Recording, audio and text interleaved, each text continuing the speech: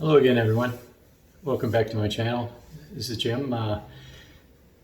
Don't worry, there's no data today, no charts, no graphs. This is going to be a little different kind of video. I wanted to do something maybe more motivational. But first, before I get into that, I wanted to have a couple announcements. Number one, I'm still doing the body sig experiment. And it's going well. I've completed another week. Everything is still going in a positive direction. And probably in another 4 weeks, I will compile the results and have an update for you. But yeah, it's still ongoing. The other thing is, in a few weeks, I'll probably have, I will have some blood work done. And I've placed the order for it, and I just got to go in and have it done.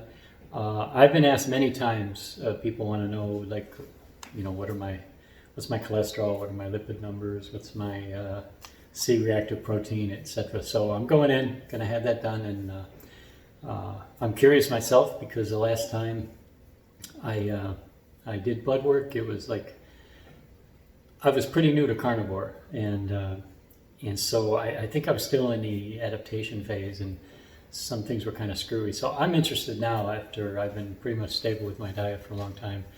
So yeah, that's coming up probably in a few weeks. So I'll share the numbers. So for today, what I had in mind is, why is it, I asked myself, why is it that I was successful on this last weight loss journey? Like, why did I make it this time, finally, after, so many years of not succeeding and failing and frustration? And what were the key differences this time? That's the question I asked myself. And so I've been thinking step by step, remembering back in the summer of 2016, what happened and what I did and what decisions I made. And I tried to identify the key things I did that made all the difference. And I think I've done that. I hope I've done that. And so I just wanted to go through a list of few points that I found. First, I'm just going to go through that process quickly. I mean, this is part of all my initial videos. I described what happened to me, and I think I've done this several times, but just for a quick recap, there's always a lot of new viewers. I'll just say in the summer of 2016, I don't know if I shared this before, but when it actually started was I got sick. I got an infection, and I was really sick, and I was down for like 3 to 4 days. I didn't even want to get out of bed. I didn't want to eat. And what I ate is maybe crackers, and I had some juice or, coffee. It was just really felt bad. I didn't want to get out of bed. And it took like 4 days for me to get over this and for it to pass. But because of all the not eating I did, I noticed when I was done with the sickness, I said, wow, I feel lighter. I know I've lost weight. And, what a diet plan. Get sick and you don't want to eat. But yeah, it's great for starting your weight loss. But to be honest, that's how it started. So the first thing I thought is, I really need to lose weight. Wouldn't it be good if I could, continue with this and maybe do something? I didn't know what. I was considered myself a failure in terms of understanding weight loss or achieving weight loss. So the first thing I did, I said, all right, I'm going to try to incorporate this into my life, and this meaning eating less, because when I was sick, I was eating a lot less. I didn't want to eat at all, but I thought, okay, every day I'm going to eat less. So every meal, breakfast, lunch, dinner, I would just try to see how little I could get away with. I made a start, and then that worked, and I went a little further, and I got it down where it seemed like, yeah, I probably was eating way too much because I could easily eat less. And all along I thought my problem was that I was eating too much. So this made sense to me. And this was how I started this. And then the next thing that I did, eating less was working. Then I recall, like, probably, I don't know, like 10, 15 years before, I had read the Atkins book on the Atkins diet, and I had recalled that there was something that he recommended you start with, like a carb reduction phase, or I forgot what they called it, but the protocol was to wean yourself off of carbs and to reduce carbs. And so I thought, oh yeah, I should start reducing carbs too, So that was the next phase. I started, like,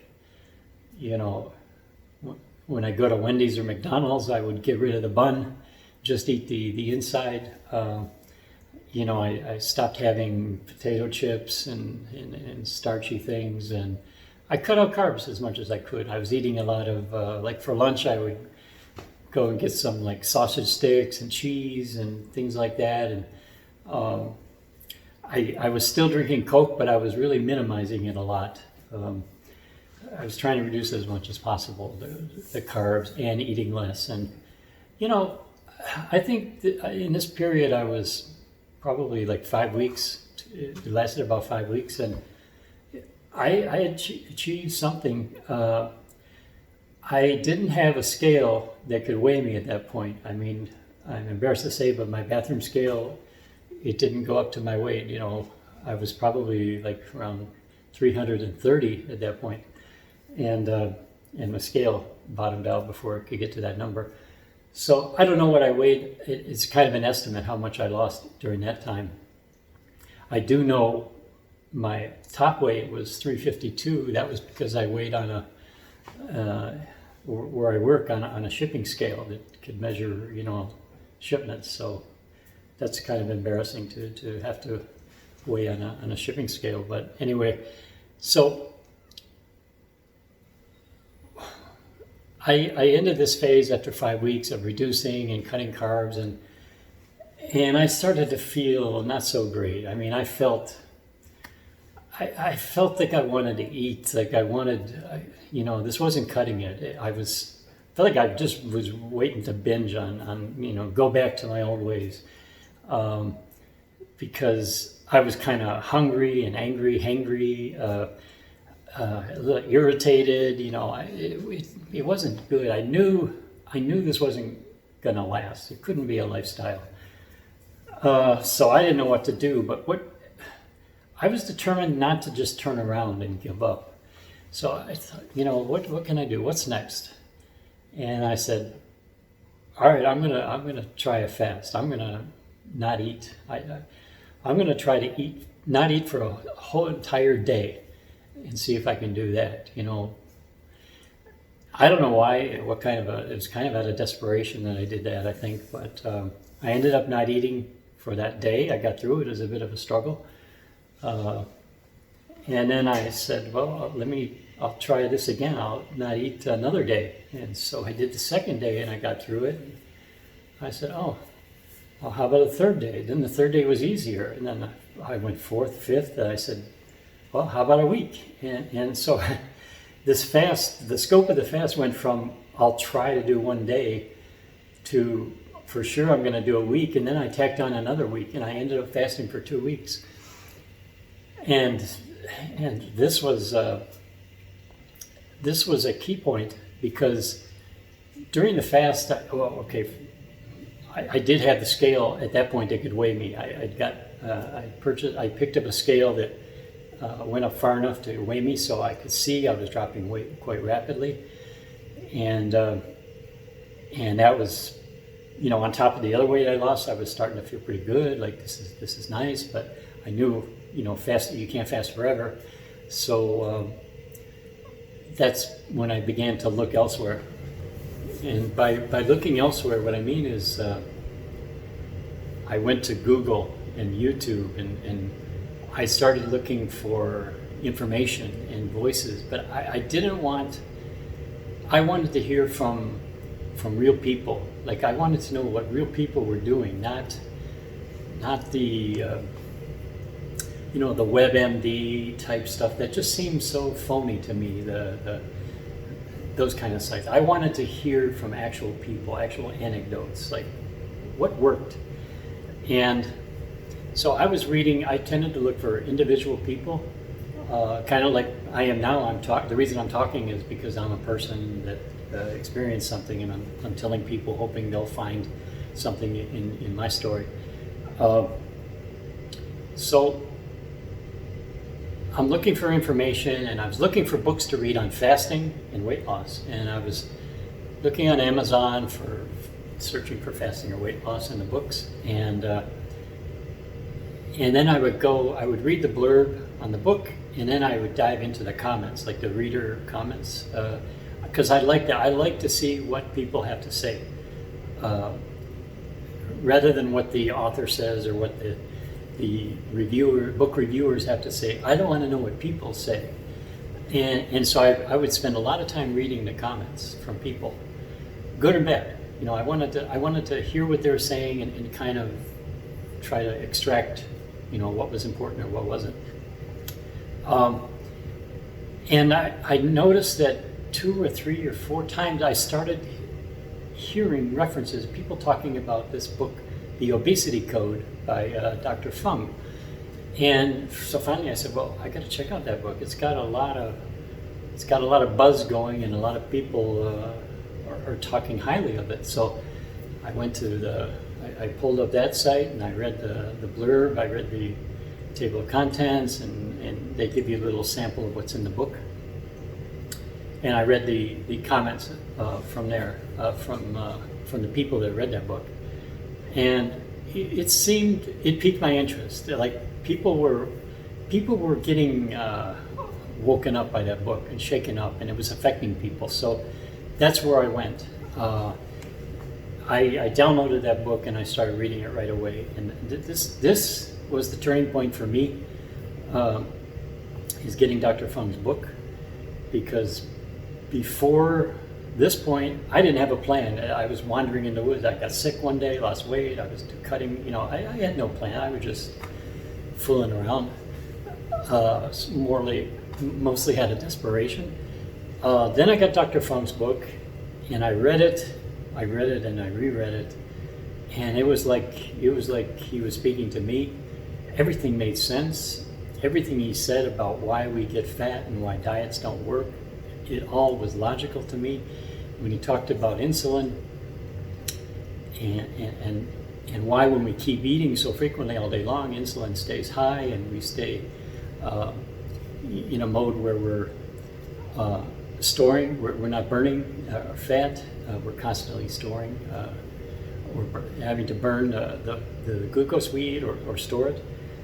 I said, yeah, that does make a lot of sense. And everything he was saying, I had already lived it. Like, I knew what failed, and he was telling me what failed. So I was like, okay, yeah, this guy's got that right. And so I kept waiting to get to the point where he talks about what to do instead of what not to do. And when I got to the chapter where he started talking about fasting, it was like a revelation to me. It was like the clouds opened up. It was really, I don't know. I remember sometimes reading his words, and I got a chill, because I realized, I know this is important. Okay, I was on a fast. This was during my 2-week fast. Like, I was in the middle of it, and I was feeling the effects of the fast, and I was kind of high from the fast, and it seemed right. It seemed something that I needed to do, but obviously I thought fasting meant you just don't eat, and I didn't really know about intermittent fasting. So he talked about the importance of fasting, why we need to eat less often, and that there are many ways to accomplish that. He didn't really have like one fasting plan. He didn't have a fasting plan or a diet plan. He just said fasting is the key. Whether you do alternate day fasting, a 5-2 approach, 5 days, I think it's 5 days eating, 2 days fasting, 16-8 hourly, you cut your eating window down. And one of the things he threw out that stuck in my mind was, he said for himself personally, he would he would often, like on his work days, he wouldn't eat except one meal. He would just, buzz through the day because he's very busy. And it was easy just to not eat during the day, and he'd go home and have dinner with his family. And I thought, wow, one meal in a day. And that resonated with me. And I thought, of all of the plans that he mentioned, that sounds like something I could do and something that would work for me. And that really piqued my interest. Because breakfast, I don't like to have time. I'm kind of lazy to make breakfast, and I'm not that hungry in the morning. Lunch is a problem because there's not good available foods around, like restaurant food is. I knew I needed to clean up my act on the food as well, and I thought, well, just skip all that. I'll just come home and eat one meal at night. And I said, the next question is, okay, what am I going to eat? How am I going to clean up my diet? I can't just keep eating frozen pizzas and takeout food. So, he had an associate in him had a diet book or a food book. I read that, and I read some other books on food. And to be honest, the food, it's not such a big mystery. Once you look into it, there's some common themes that just make common sense. And I said, well, all right, it's nothing fancy here. I wanted to go low carb. I believed in that. And I believed I needed to eliminate the sugar, low carb, and stick with real food. Just eat real natural food like meat, eggs, fish, vegetables, fruit, yogurt, like stuff that's not processed and not in a package, not with ingredients and not with the bad oils and different kinds of sugars that they put in to make them palatable. Just real food that comes from either from an animal or from the ground. And I had the mindset then to have a balanced meal, like you have fruit and vegetables. That was still in my mind. That's there should be some balance and eat from different food groups. But it sounds funny looking back on it now. But anyway, that's what I did. So suddenly, this process went from no plan, and I had this plan. I said, all right, I'm going to finish this fast, and then I'm going to go to one meal a day, and I'm going to eat this new way, and I'm going to eat enough that I'm not going to try to see how little I can eat. I'm going to kind of fill up, make sure that I don't want to overeat, but I want to make sure I eat enough so that I can get through the 24-hour period and not be starving. And I'm not going to recount the rest of the story because the rest of the story was like magic after that. Once I started doing that, it was the key. My weight started coming off just consistently, month after month. And I added on exercise after a while. I started running, and the rest of the story is history, let's say. So with that background, if I summarize, what were the key points? What did I do that's fundamentally important that kept me on the path? I would say the first thing is that I started simple. I didn't start with some grandiose plan. And I think that's where this is important. And I think a lot of people, this is where they start. They delay starting for a long period of time, and they get invested heavily in some new plan, some new book they're going to follow with some pre-planned dietary approach and exercise approach. They buy the new exercise gear and the new membership, and they're telling their friends, I'm going to do this, and it's so successful. They buy a trendy new book that's, how to unlock your health and lose weight and be happy, and so they've invested everything in somebody else's plan, that they're going to follow. And they're really, really determined that I'm going to do it this time. They're pumping themselves up. And I think why this is a mistake, if somebody succeeds this way, I would like for them to tell me, because I don't think anyone succeeds with starting off like that, because you put yourself in a fragile state. You're set up for failure. You've invested in someone else's plan. You don't have ownership of the plan. And so it makes it like convenient when things start to not work so well, which they always will. There always will be challenges. Then it gives you an excuse to say, well, that didn't work for me, and I'm going to abandon it. You abandon ship and you go back to your own ways. It gives you an excuse. And what I mean by fragile is that you can't live like that. That's not a lifestyle to be so pumped. And so the thing I did is I started with no plan. I just started with one simple idea. I was going to eat less. So I think that's important. Start simple, but the thing is, what I think I did this time that was important is I kind of committed to not stopping, like to keep calmly moving through and making adjustments along the way. If you're going to make the change, you got to be in the game. You got to be in the field. If you withdraw and you go on the sidelines, you're not going to score a touchdown. You're not going to be the hero or the champion or have success. So you got to stay in the game. So staying in the game means you stay on the field and you keep moving forward. So you're committed. You're in the game. You're moving forward. Okay. The next thing is prepare to make changes, because it's not going to be one path leads to the goal. You're going to have to adapt along the way. You might be, imagine yourself, you're on a long journey. You're like stuck. You're in a bad place. You're deep in a forest and there's undergrowth. You can't even see the sky, because you're surrounded by vegetation. And you got to find your way out to civilization, right? And you've got nothing but a machete. And so you're walking forward, you're hacking away at the obstacles and moving things away. And you're in water, and the water sometimes gets deeper. And then sometimes you come to a point where you can't go any further. And this isn't going to be the way out to escape. So, okay, no problem. You just start backing up. Retrace your steps until you're back, to a safe area. Dust yourself off, and you think, okay, that path I know doesn't work. All right, choose a different path, and you start going forward again. So the point is to don't just bail out at the first obstacle, because there's going to be obstacles. Stay in. Just keep finding another way.